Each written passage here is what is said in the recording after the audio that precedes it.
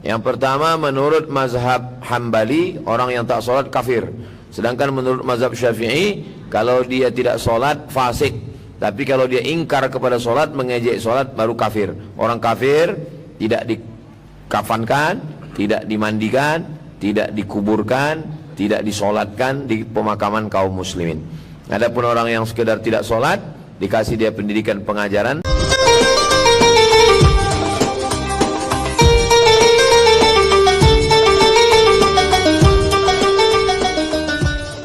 Bismillahirrahmanirrahim. Assalamualaikum warahmatullahi wabarakatuh.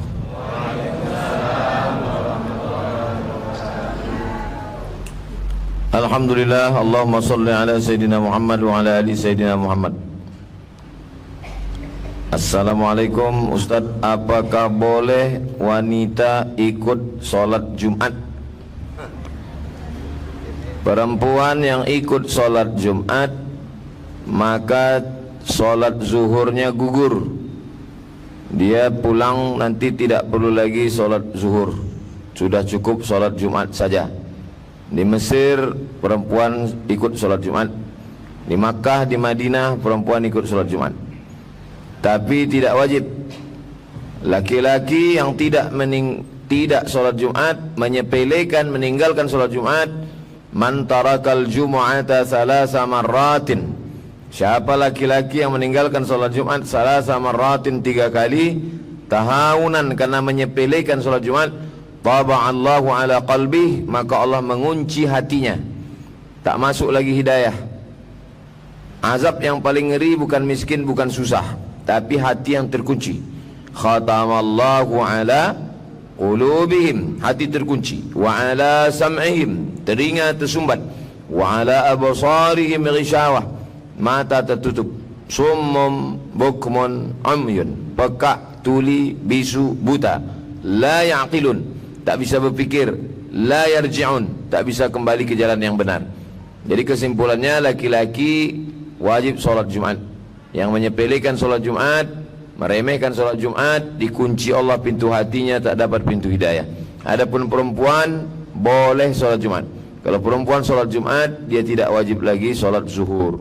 Wallahu a'lam bishawab.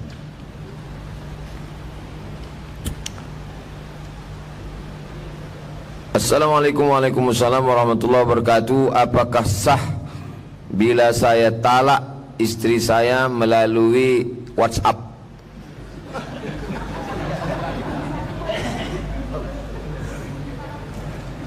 Talak melalui tulisan hukumnya sah.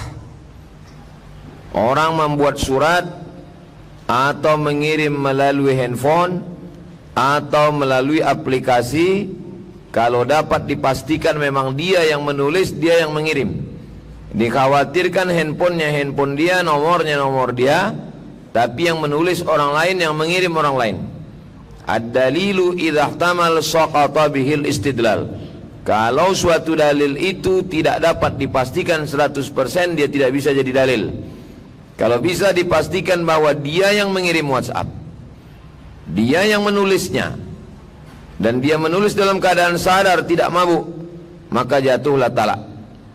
Tapi dia tidak beretika, dia tidak berakhlak, karena dulu akadnya kan tidak pakai WhatsApp. Kenapa talaknya pakai WhatsApp? Laki-laki yang gentleman, yang gagah, yang berani, maka ada 4 proses. Pertama, wallati takhafuna nusyuzahunna, perempuan-perempuan yang kamu khawatir melakukan nusyuz, durhaka. Langkah yang pertama, fa'izuhunna, kasih nasihat. Nasihat dulu. Kalau tidak bisa nasihat, wahjuruhunna fil madaji', pisah tempat tidur. Kalau tidak mempan pisah tempat tidur, wadribuhunna, ini tak bisa diamalkan karena bertentangan dengan KDRT, kekerasan dalam rumah tangga. Yang kelima, yang keempat, fab'asu hakaman min ahlihi wa hakaman min ahliha, panggil perwakilan dari laki-laki, panggil perwakilan dari perempuan, duduk bersama, namanya mediasi. Orang yang melakukan mediasi itu mediator. Kalau tidak ditemukan titik, barulah dia jatuh kepada talak. Abghadul halal ilallahi at-talak. Talak adalah solusi terakhir, bukan sedikit-sedikit talak, sedikit-sedikit talak. Setelah dilewati 4 proses ini, tidak ketemu titik temu, baru talak. Tapi jangan dilakukan melalui WhatsApp, dilakukan melalui lisan. Ada dua bentuk. Yang pertama hakiki, dia ucapkan di mulut, saya talak kamu. Yang kedua majazi. Yang pertama sharih, kalimat yang jelas. Yang kedua adalah kinayah, kiasan. Jadi ada laki-laki yang tidak sampai hati mengucapkan kata-kata jelas, dia pakai kiasan. Pulanglah kamu ke rumah orang tuamu. Itu kalimat itu kalau dia ada mengandung niat, jatuh talak. Tapi kalau tidak ada niat, tidak jatuh talak. Maka bagi perempuan, kalau suaminya mengatakan pulang kamu ke rumah, tanya dia, apa maksud kamu? Ada niat atau tidak? Kalau kata dia ada niat, maka jatuh talak satu. Kalau sudah jatuh talak satu, maka iddahnya wal mutallaqatu yatarabbasna bi anfusihinna thalathata quru', maka iddahnya dia mesti menunggu selama 3 kali suci, 3 bulan. Setelah 3 bulan tidak rujuk, maka putuslah dia. Kalau selama dalam 3 bulan itu dia rujuk, dia balik, maka baliklah dia lagi. Tapi kalau sudah 3 bulan, 4 bulan, 5 bulan, lewat 3 kali suci dia tidak rujuk, maka jatuh talak. Dan kalau dia mau rujuk lagi, maka setelah lewat iddah, akad nikah ulang. Ada wali, ada 2 saksi, ada mahar, ada ijab, ada qabul, ada mempelai laki-laki, ada mempelai perempuan. Akad ulang. Itu namanya pengantin baru stok lama.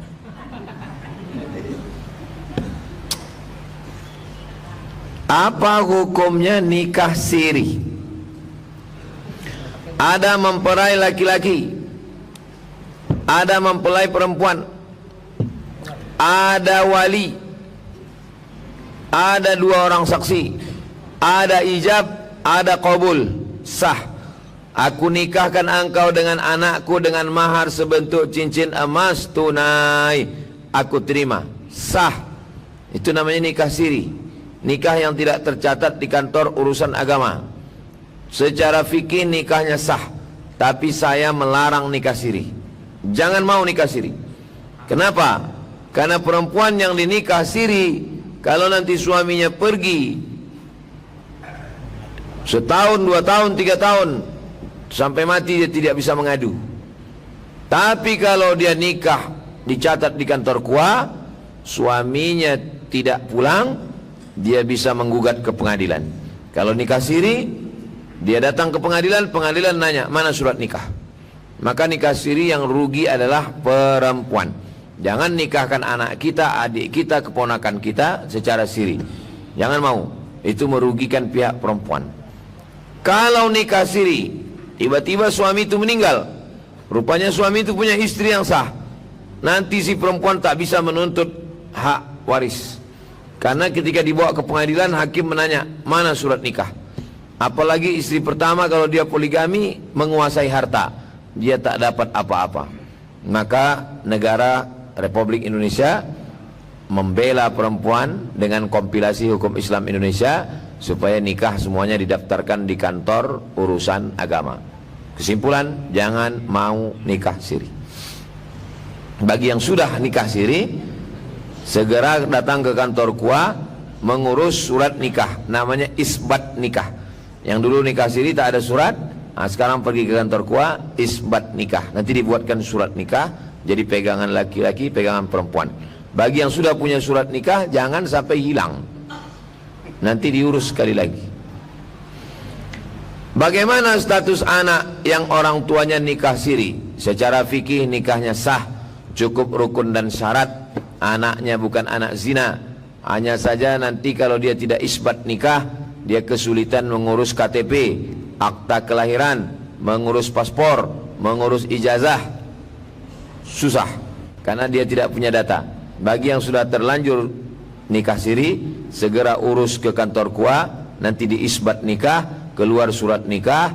Surat nikah itulah untuk bekal untuk mengurus kakak. Dari kakak nanti dapat KTP, itulah mengurus surat akte kelahiran, paspor, surat tanah, STNK BPKB dan lain sebagainya.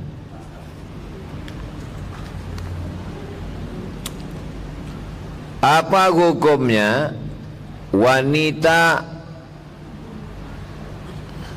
hukumnya bagi panitia amil zakat, jika mereka tidak mau membagikan zakat kepada yang berhak menerima zakat dengan alasan orang itu tidak pernah sholat ke masjid.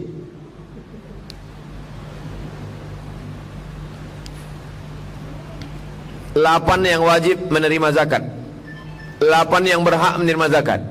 Innama shadaqatu lil fuqara wal masakin wal amilina 'alaiha wal muallafati qulubuhum wa fir riqab wal gharimin wa fi sabilillah wa ibnis sabil. Kalau 8 unsur ini ada, maka dia dikasih zakat. Pengurus amil zakat masjid mengasih tahu ke dia, kamu fakir miskin kasih tahun ini. Kalau tahun depan kau tidak ke masjid, kami kurangi sebagai bentuk pendidikan, supaya jangan sampai dia datang hanya waktu ngambil zakat saja. Tapi selama dia masih muslim, dia berhak di situ. Karena orang yang tidak sholat itu tidak murtad. Orang yang tidak sholat hukumnya 2. Yang pertama, menurut mazhab Hambali, orang yang tak sholat kafir. Sedangkan menurut mazhab Syafi'i, kalau dia tidak sholat fasik. Tapi kalau dia ingkar kepada sholat, mengejek sholat, baru kafir. Orang kafir tidak dikafankan, tidak dimandikan, tidak dikuburkan, tidak disolatkan di pemakaman kaum muslimin. Adapun orang yang sekedar tidak sholat, dikasih dia pendidikan pengajaran supaya tahun depan dia dapat zakat lagi, kasih tahu dia baik-baik.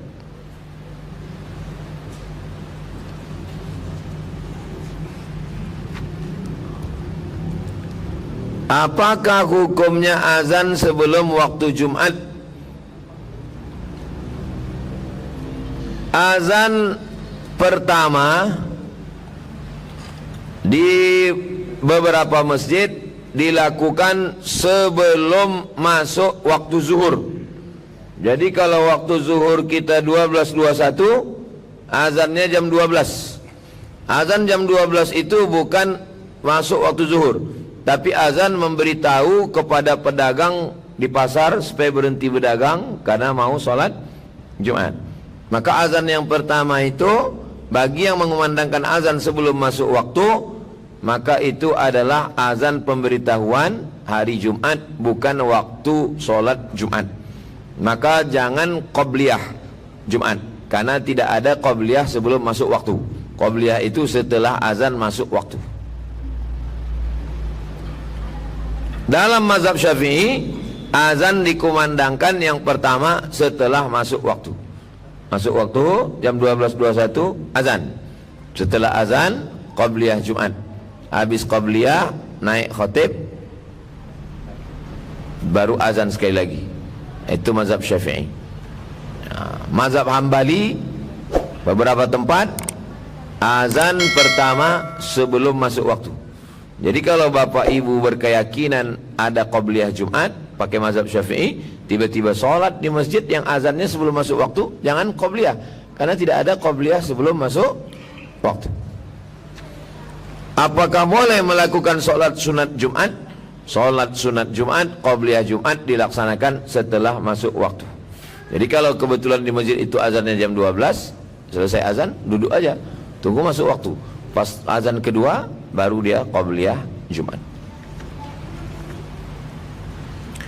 Sampai umur berapa menyantuni anak yatim?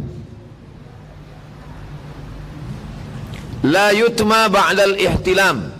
Tidak lagi disebut yatim kalau sudah mimpi akil balik. Anak akil balik perempuan 9 tahun, anak laki-laki 10, 11, 12.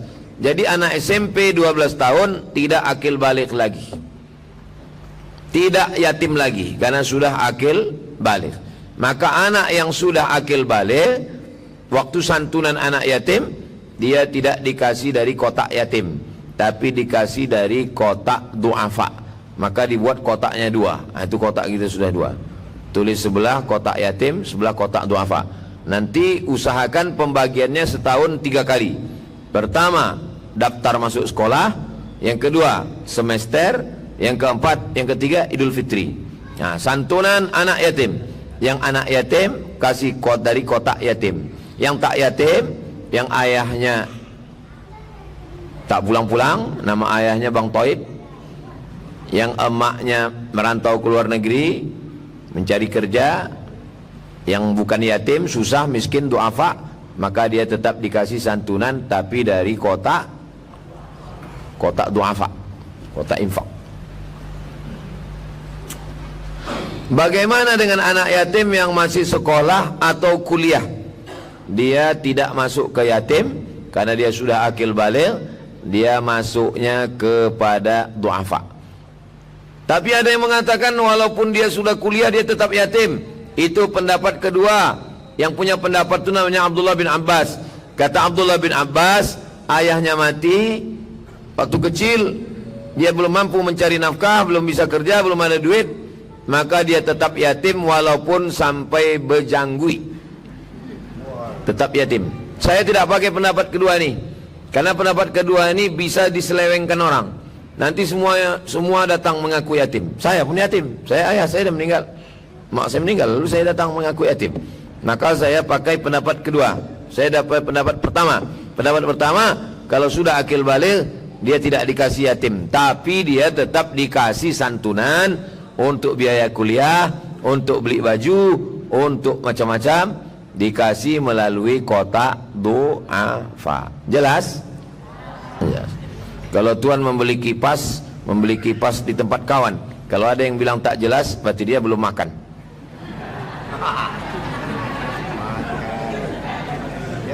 Habis. Itulah tanya jawab kita siang ini. Mudah-mudahan bermanfaat. Mudah-mudahan kita istiqomah iman dan Islam. Mudah-mudahan anak cucu kita soleh dan solehah.